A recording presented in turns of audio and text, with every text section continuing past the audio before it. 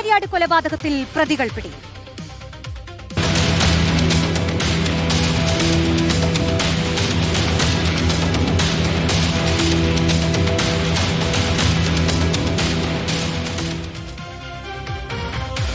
ഷെൽജാദും കൂട്ടാളി അനന്തുവും കായംകുളത്ത് ഒളിവിൽ കഴിയവെയാണ് പിടിയിലായത്.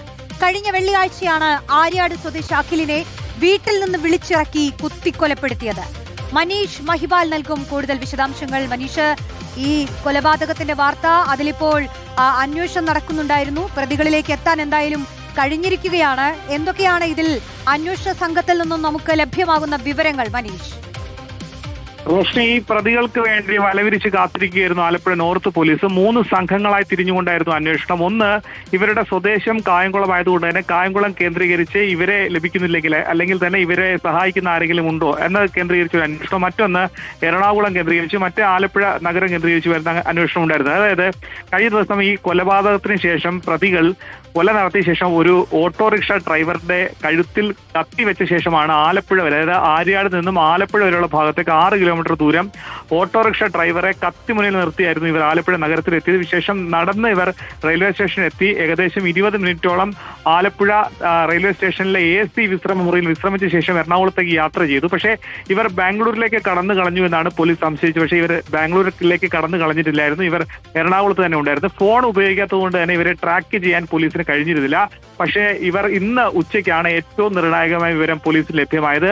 പ്രതികൾ എറണാകുളത്ത് നിന്നും കായംകുളത്തേക്ക് തിരികെ എത്തുന്നു. ഇവർക്ക് വേണ്ടിയുള്ള ഒളിവ് സങ്കേതം ഉണ്ടാക്കണമെന്ന് സുഹൃത്തുക്കൾക്ക്, അതായത് തൂറനാടും കായംകുളത്തുമുള്ള ഇവരുടെ മറ്റു സുഹൃത്തുക്കളോട് മറ്റൊരു ഫോൺ മുഖേന പ്രതികൾ അറിയിച്ചിരുന്നു. ഈ വിവരം അറിഞ്ഞ പോലീസ് ഇവർക്ക് വേണ്ടി കാത്തിരിക്കുകയായിരുന്നു. ഇന്ന് വൈകിട്ട് 6 മണിയോടെ പ്രതികൾ തിരികെ കായംകുളത്ത് എത്തി. അതും ട്രെയിൻ മാർഗം തന്നെയാണ് എത്തിയതെന്നാണ് ഏറ്റവും പ്രധാനപ്പെട്ട കാര്യം. പ്രതികൾ തങ്ങളുടെ വേഷത്തിന് രൂപമാറ്റം വരുത്തിയ ശേഷമായിരുന്നു കായംകുളത്തിനും ഓച്ചിറയ്ക്കുമിടയിൽ രണ്ടാം പ്രതി അനന്തുവിന്റെ വീടിന് സമീപത്ത് ആളൊഴിഞ്ഞ പറമ്പിലെ ഒരു ഷെഡിലേക്കാണ് ഇവർ ഒളിവിൽ താമസിക്കാൻ എത്തിയത്. അവിടെ എത്തിയപ്പോൾ തന്നെ പോലീസ് സംഘം അവിടെ ഉണ്ടായിരുന്നു. ഇവരെ കാത്തിരിക്കുകയായിരുന്നു പോലീസ് സംഘം. ഇവരെ പിടികൂടി ആലപ്പുഴ നോർത്ത് സ്റ്റേഷനിലേക്ക് എത്തിച്ചിട്ടുണ്ട്. കഴിഞ്ഞ ദിവസം വൈകിട്ട് 5:30 24-കാരൻ അഖിലിനെ കൊലപ്പെടുത്തിയതിന് പിന്നിലെ കാരണം ഇവർ തമ്മിലുള്ള ലഹരി ഇടപാടുകളിലെ ചില വിഷയങ്ങളാണ്, തർക്കങ്ങളാണെന്നുള്ള വിവരം പോലീസ് ലഭിച്ചിരുന്നു. പക്ഷേ എന്താണ് കൃത്യമായ കൊലപാതകത്തിന് കാരണമെന്ന് ഇപ്പോഴും വ്യക്തമല്ല. വൈകിട്ട് 5:30 അനന്തുവിന്റെ വീട്ടിലെത്തിയ ശേഷം, അഖിലിന്റെ വീട്ടിലെത്തിയ ശേഷം വിളിച്ചിറക്കി കമ്പി വെടി കൊണ്ട് തലക്കടിച്ച് താഴെയിട്ട ശേഷം ഒറ്റ കുത്തിനാണ് കൊലപ്പെടുത്തിയത്. തൽക്ഷണം അഖിൽ മരിക്കുകയായിരുന്നു.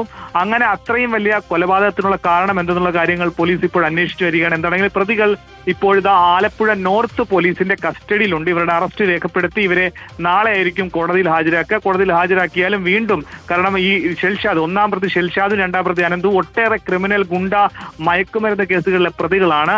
ഇവരെ കൂടുതൽ ചോദ്യം ചെയ്യേണ്ടതുണ്ട്. നിലവിൽ ഈ കേസിലെ 1-ാം പ്രതി ഷെൽഷാദ് നിലവിൽ ആലപ്പുഴ കായംകുളം പോലീസിന്റെ റൌഡി ലിസ്റ്റിൽ പിടികിട്ടാ പുള്ളിയായിട്ടുള്ള ആളാണ്.